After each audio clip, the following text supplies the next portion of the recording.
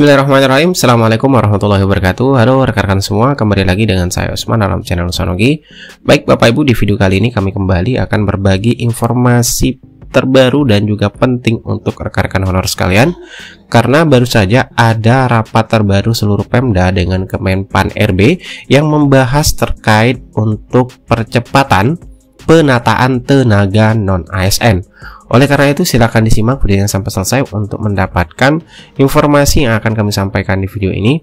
Namun seperti biasa, kami selalu mengingatkan bagi rekan-rekan yang baru pertama kali menemukan channel ini, jangan lupa untuk tekan tombol subscribe-nya dan aktifkan lonceng notifikasinya agar setiap kali mengupdate informasi-informasi terbaru, rekan-rekan yang pertama kali mendapatkan notifikasinya.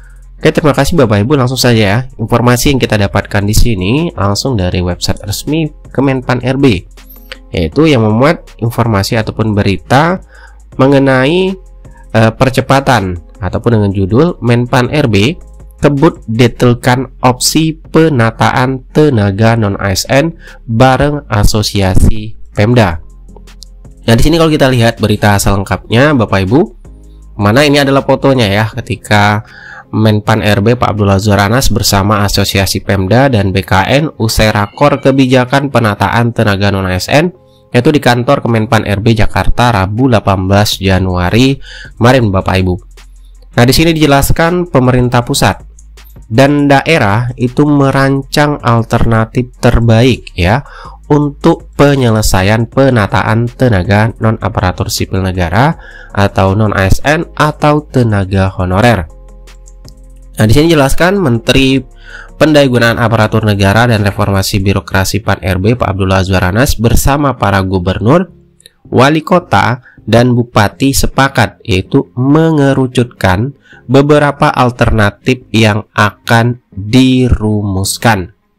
Nah, hari ini kita mendetilkan alternatif terbaik terutama untuk non-ASN atau honorer di seluruh Indonesia. Jadi ini yang dibahas seluruh Indonesia Bapak Ibu ya untuk tenaga non-ASN-nya. Dan tadi itu mulai mengerucut. Ada beberapa alternatif yang nanti dirumuskan, jelas Menteri Anas usai rapat koordinasi kebijakan penataan tenaga non-ASN yaitu di kantor Kemenpan RB Jakarta Rabu 18 Januari.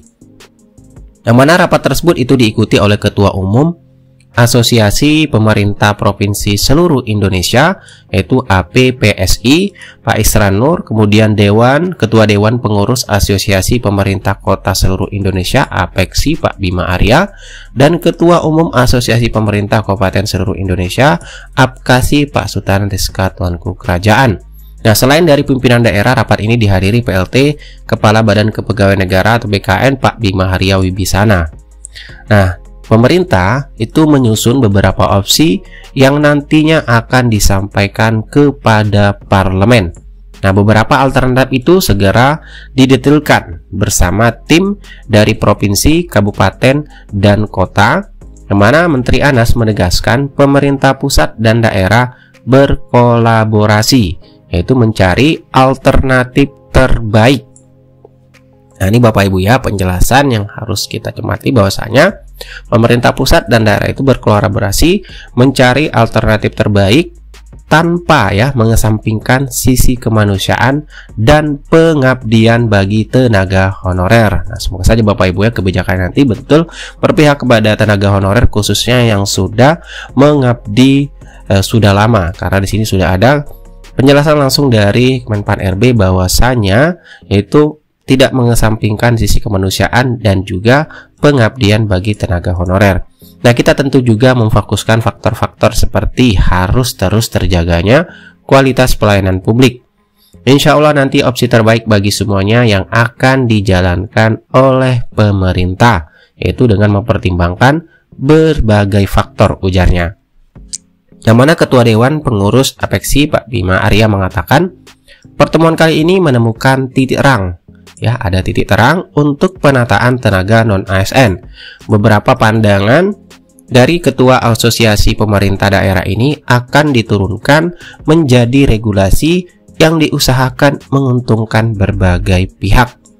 Kami menetapkan bahwa proses ini harus diakselerasi Jadi kita optimis, tegas Pak Bima Arya yang juga Wali Kota Bogor. Nah, pada prinsipnya APPSI, APEKSI, dan APKASI itu mendukung ya regulasi yang telah disepakati. Berbagai aspek didiskusikan untuk menyusun regulasi ini, termasuk terkait keuangan. Nah, yang mana juga Ketua Umum APKASI Pak Sultan Rizka Tuanku Kerajaan menerangkan regulasi yang akan disusun ini diharapkan menjadi solusi yang menguntungkan kedua belah pihak, tentunya dari pemerintah dan juga untuk rekan-rekan honor sekalian. Ada sini jelaskan lagi ketika mencari win-win solutionnya, dan nanti koordinasi dengan kementerian terkait lagi, khususnya keuangan, yang harus bisa membuat daerah-daerah tidak tertekan untuk pembiayaan masalah non-ASN, ungkap Sultan yang juga Bupati Dharmasraya. Nah, juga di sini Ketua Umum APPSI yang juga Gubernur Kalimantan Timur Pak Israno menyampaikan sepakat ya untuk menyelesaikan pandangan dari berbagai pihak. Tentu seperti pandangan bahwa kualitas pelayanan publik itu harus dijaga. Ini semua kita bahas, ujarnya. Itu Bapak Ibu terkait dengan informasi terbaru ya yang kita dapatkan dari rapat koordinasi yang membahas perihal untuk kebijakan penataan tenaga non-ASN. Nah, tentunya ini juga berlandaskan dari hasil pendataan non-ASN yang sudah dilakukan ya Bapak Ibu, yang sudah dilakukan pada tahun 2022 yang lalu.